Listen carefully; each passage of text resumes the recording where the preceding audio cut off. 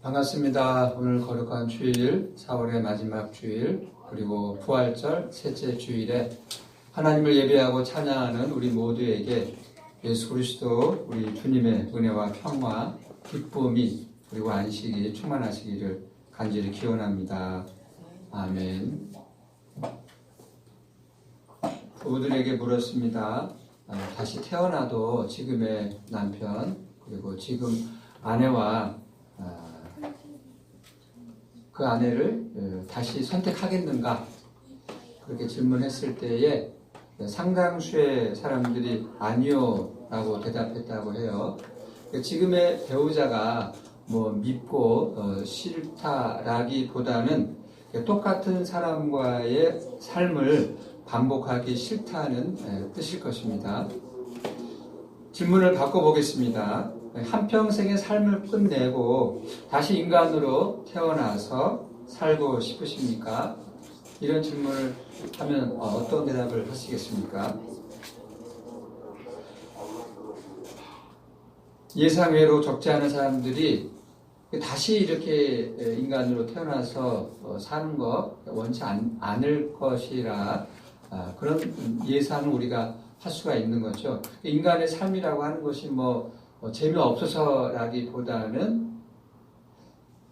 인생이라고 하는 것이 어떤 인간이 되었든지 누구나가 인생의 삶이 별다를 것이 없을 것이기 때문에 그런 대답이 가능한 거죠.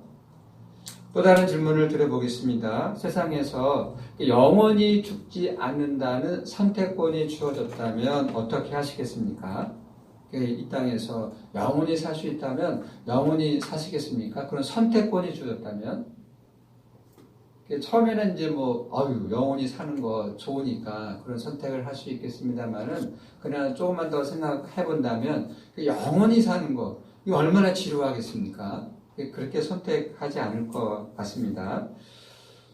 우리 기독교 신앙에서 가장 중요한 이 부활, 그리고 부활 신앙, 이 세상, 지금의 우리가 경험한 이런 방식의 삶은 아니다라고 하는 사실은 분명해 보이죠. 성경이 말하는 부활은 도대체 무엇일까요? 이 질문, 부활이 무엇인가? 예수 그리스도가 누구인가?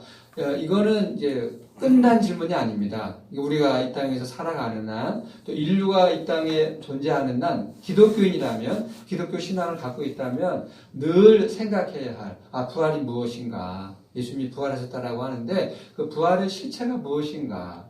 예수 그리스도는 과연 누구이신가? 어떤 분이신가? 늘 우리가 질문하고, 그럴 때 또 새로운 대답이 우리에게 찾아올 것입니다. 오늘 설교 본문은 예수님의 부활을 이야기하고 있죠. 이 엠마오의 두 제자는 이 누가복음에만 나오고 있습니다. 예수님이 십자가에 처형당하고 사흘이 지난 어느 오후에 예수님의 제자 두 사람이 예루살렘에서 엠마오로 가고 있었습니다. 제자들은 지난 이 며칠 사이에 일어났던 일들에 대하여 이야기를 하고 있었는데요.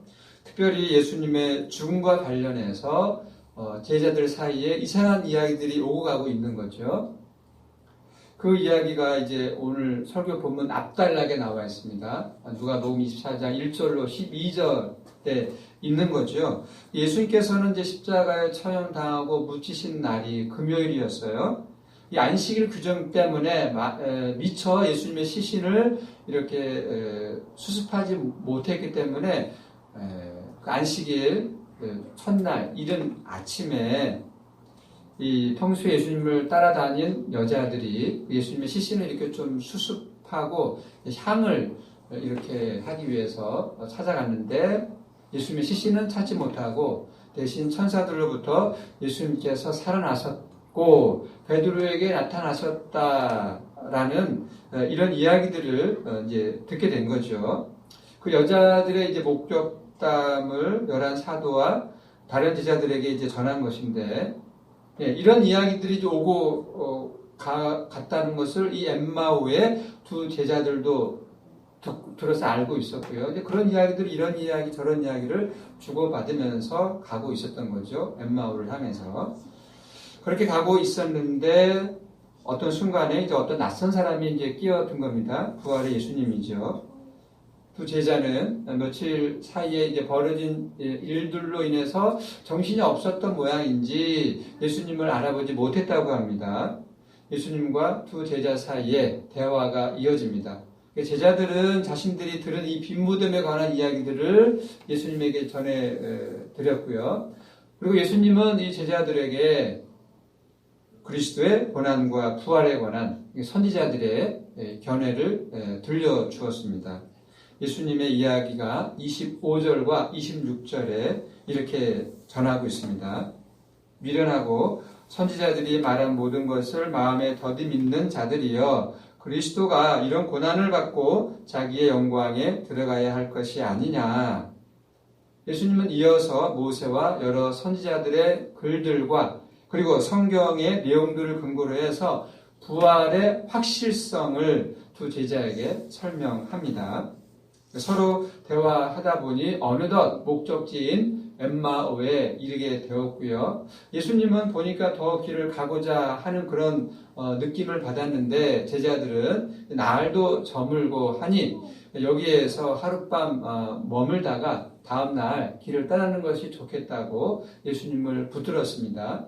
제자들은 당연히 이제 식사도 제공하는 어떤 숙박소에 들어갔겠죠. 거기서 전혀 예상하지 못한 어떤 이상한 현상이 벌어졌습니다.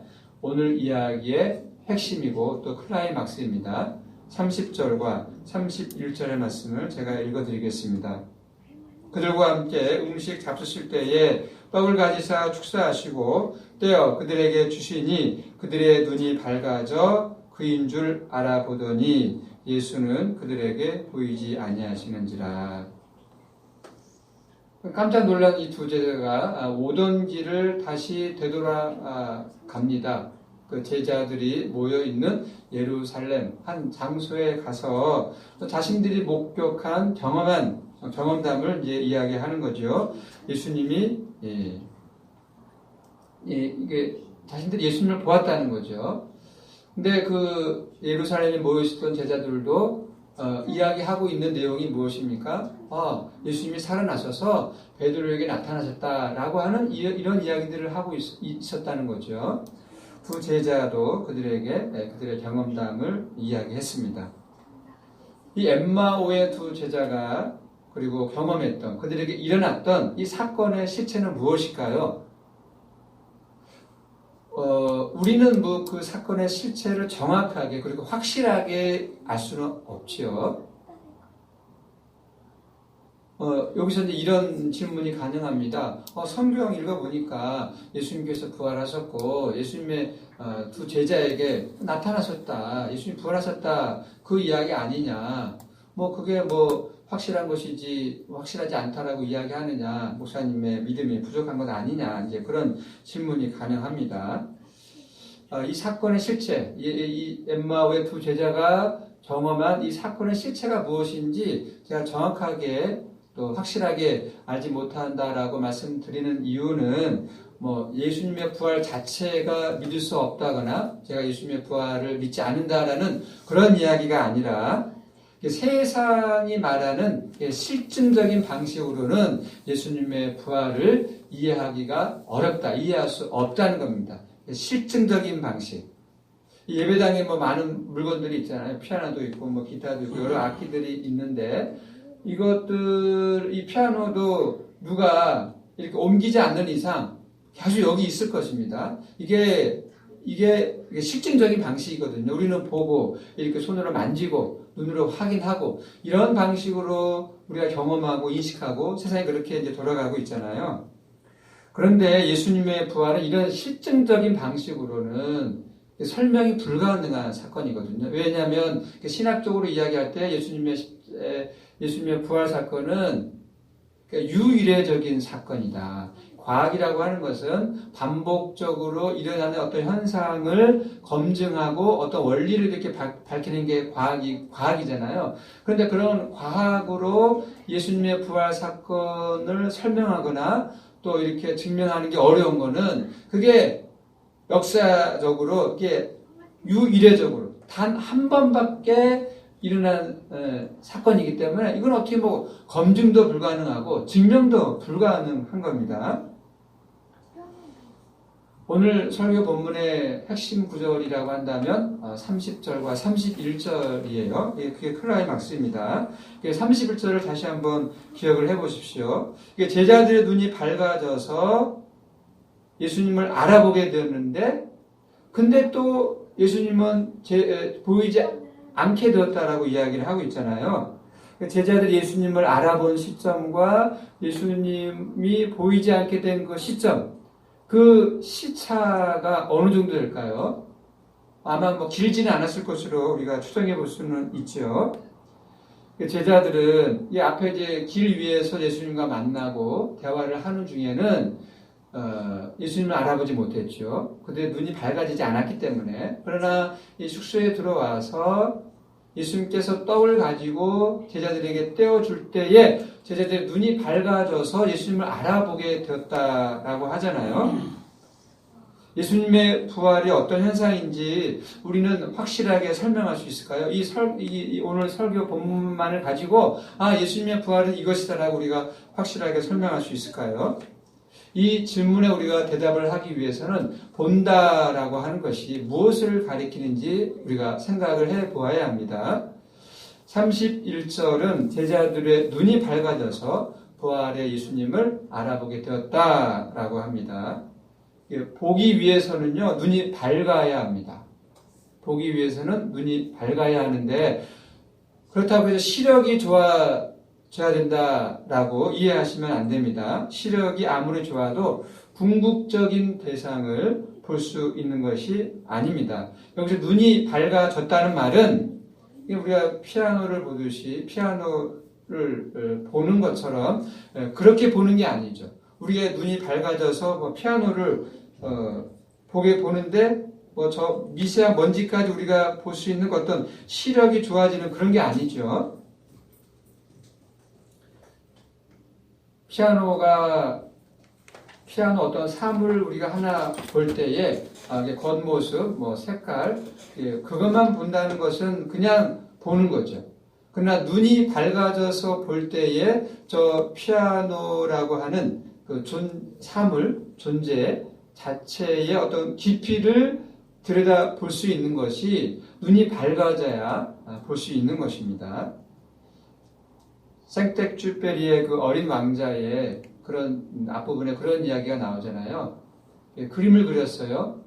선으로 어떤 윤곽을 이렇게 그렸는데 그 선으로 그린 윤곽을 보고 그림을 보고 어른들은 이거 모자구나, 밀짚 모자구나 그렇게 대답을 하는데 한 아이는 그 그림을 보고 코끼리를 집어삼킨 보아 뱀이다 라고 이렇게 대답을 해요.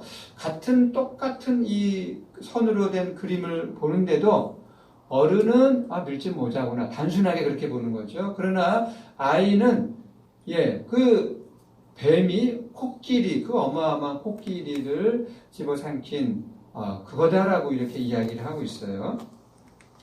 이창동 감독이 만든 영화 중에 시라는 제목의 영화가 있습니다. 그 시 중에 섬진강 시인으로 알려진 김용택 선생, 시인이죠. 그분이 이제 엑스트라로 출연해서 시를 어떻게 써야 되는가라고 이 교황 강좌에 온 이제 사람들에게 설명을 하는 거예요. 그 사과를 주제로 시를 어떻게 쓸 수 있는가.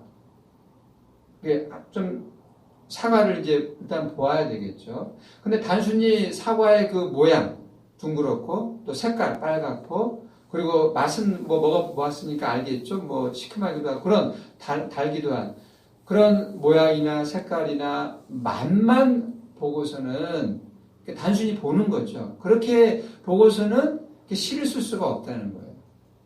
그럼 어떻게 시를 쓸 수 있는가? 그 사과 하나가 열리기까지 그 깊이를 좀 봐라. 사과가 열매 맺기까지 이 온 우주가 다 연결되어 있는 거 아닌가. 태양과 별과 구름과 안개와 바람과 벌레와 꽃과 그런 모든 것들이 다 이렇게 연결되고 작용이 되어서 그런 어떤 깊이를 볼 때에 이게 사화라고 하는 주제로 할 때 시 한 편이 나올 수 있다라고 하는 거죠. 그러니까 눈이 밝아졌을 때는 그 존재 또 삶을 또 어떤 그 사건의 깊이를 보게 되는 거죠.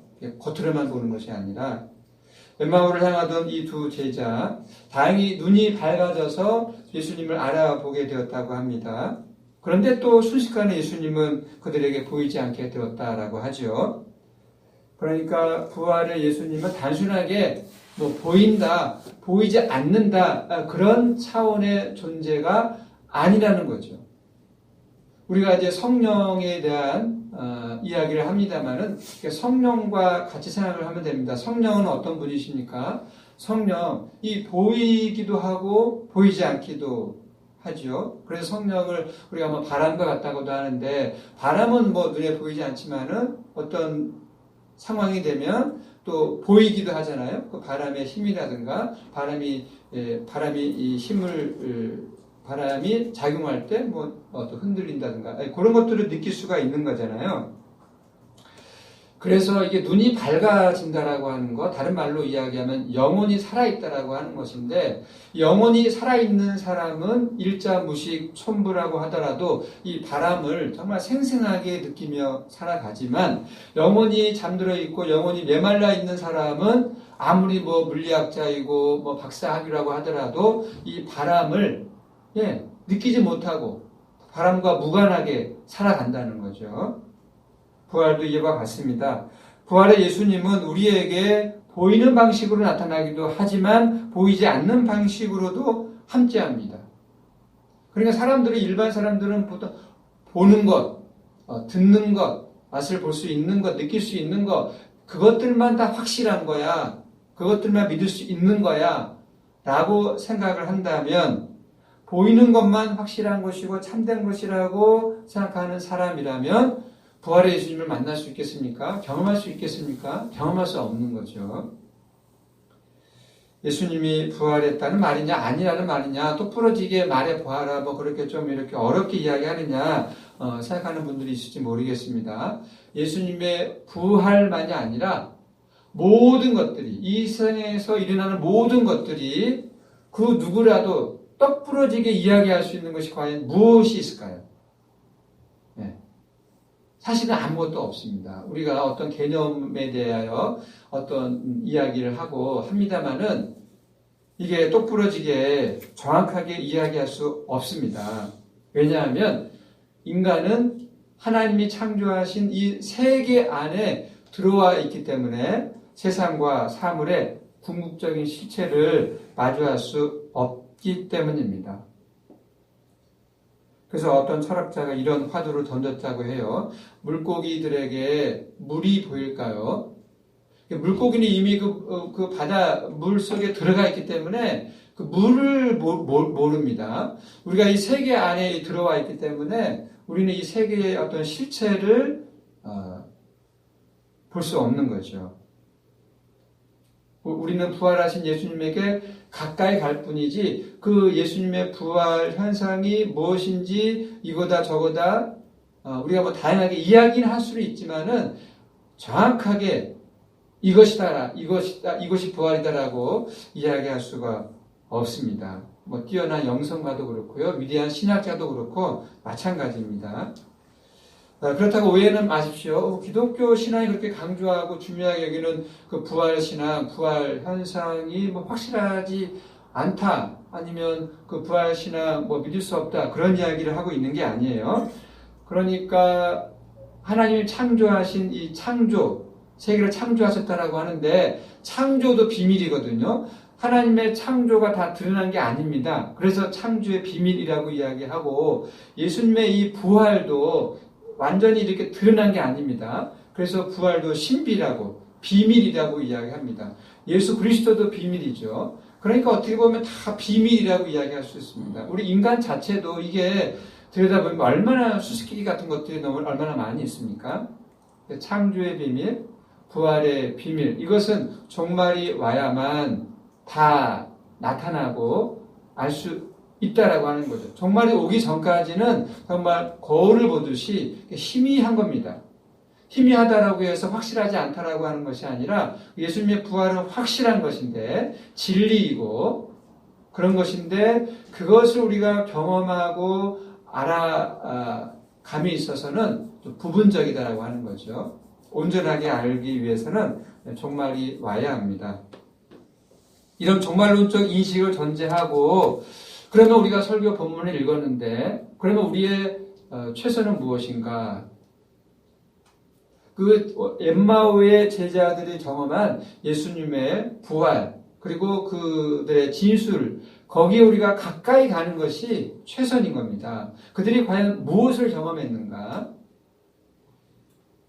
엠마오 두 제자 이야기를 전하는 이 누가복음 시대에는요, 예수님의 부활을 직접 경험한 제자들은 이미 죽고 없을 때입니다. 이게 누가복음이 이제 90년 어간에 기록된 것으로 보고 있거든요. 그러니까 그때는 이미 예수님의 부활을 직접 경험했던 그 제자들, 1세대라고 할 수 있죠. 그분들은 다 이미 죽고 없던 그런 시절이거든요.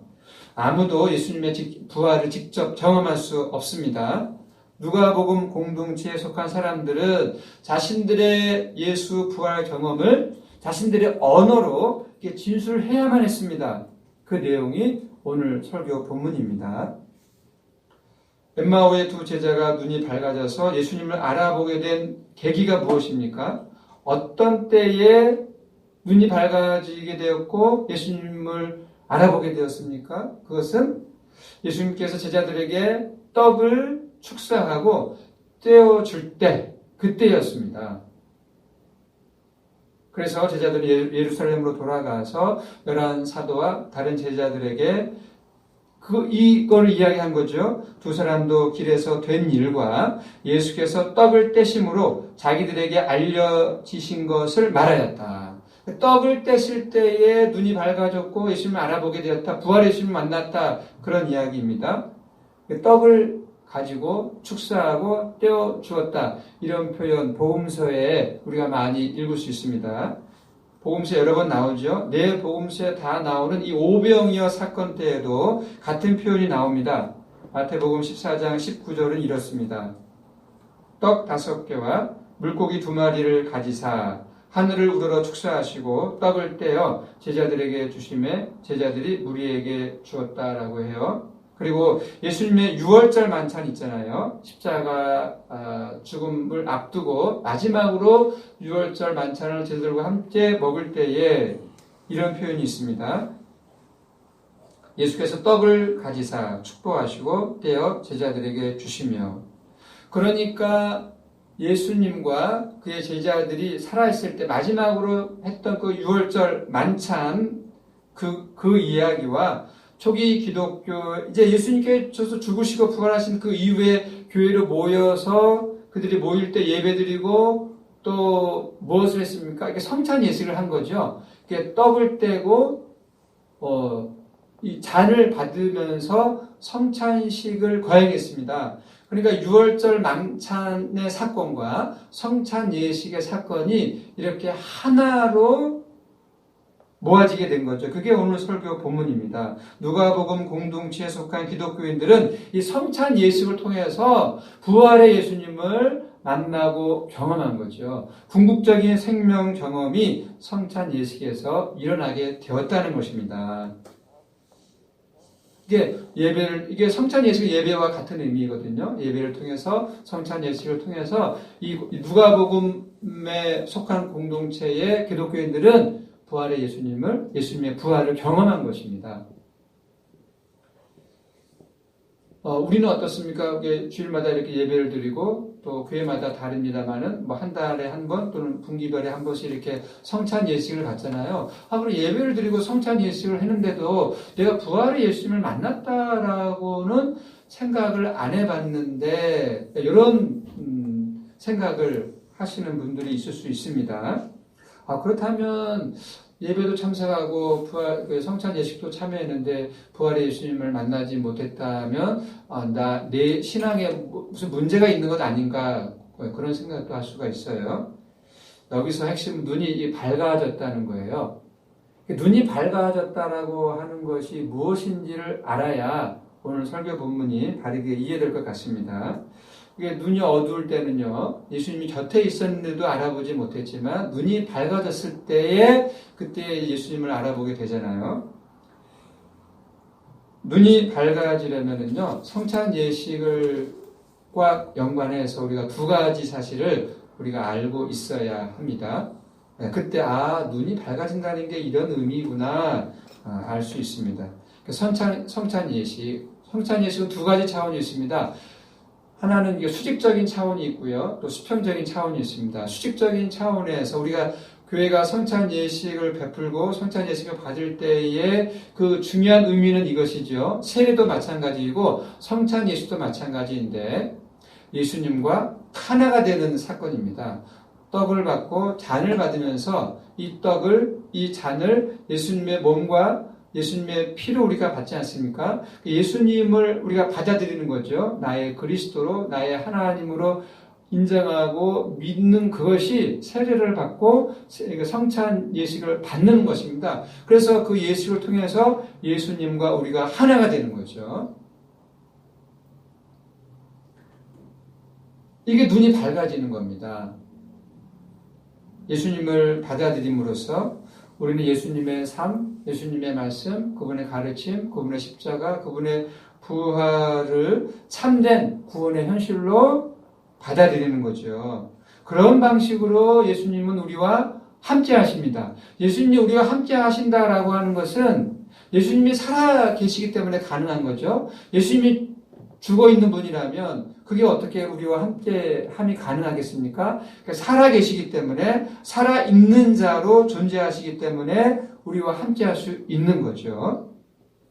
성찬 예식을 통해서 그것을 우리가 다시 확인하고 기억하는 겁니다. 그때 우리 눈이 밝아지는 거죠. 예수님을 만나게 되는 거죠. 경험하게 되는 거죠. 예수님께서 나와 우리와 함께 하시는구나. 그걸 우리가 느끼는 거잖아요. 이게 눈이 밝아지는 겁니다. 다른 하나는 이 수평적인 차원인데요. 성찬 예식을 통해서 우리는 이 교인들, 우리 이 교회 안에 있는 교인 상호 간의 친교가 이루어집니다. 우리가 이제 목회자를 통해서 잔을 받고 빵을 받습니다. 우리가 나누어 먹는 거죠. 나누어 먹을 때에 누구는 더 많이 먹고 누구는 덜 먹고 누구는 더 마시고 누구는 덜 마시는 그런 일 없습니다. 똑같은 것을 나누는 거잖아요. 예. 그러니까 우리는 예수 그리스도를 통해서 똑같이 하나님의 사랑을 받은 하나님의 백성이고 예수님의 제자들이고 또 성령의 피조물 똑같습니다.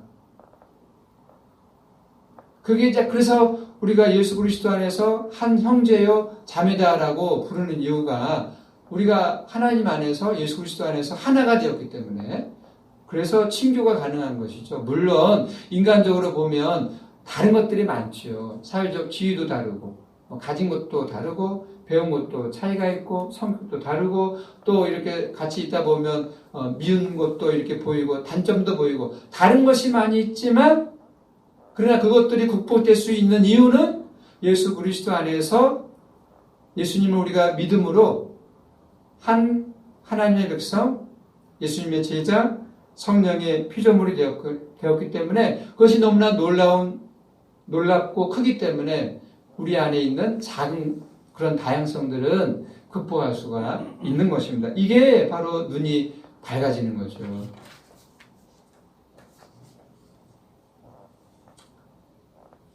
사랑하는 성도 여러분, 신앙의 연륜이 깊어지면서 또 인생의 연륜이 깊어지면서 우리의 눈은 밝아지고 있습니까? 아니면 우리의 눈이 점점 더 어두워지고 있습니까? 우리가 바라는 것은 오늘 엠마오의 두 지도들처럼 눈이 밝아지는 거죠. 그래서 예수님을 나의 주, 나의 하나님, 나의 그리스도로 믿고 신뢰하며 고백하며 그분이 나와 함께 하시고 우리와 함께 하신다라고 하는 살아계시는 그분으로 믿고 살아갈 때 그게 눈이 밝아진 상태입니다. 그리고 우리 함께 큰 공동체가 되었든지 작은 공동체가 되었든지 교회 안에서 예수 그리스도 안에서는 다 같은 하나님의 백성이요. 또 예수님으로부터 선택을 받은 예수님의 제자들이요.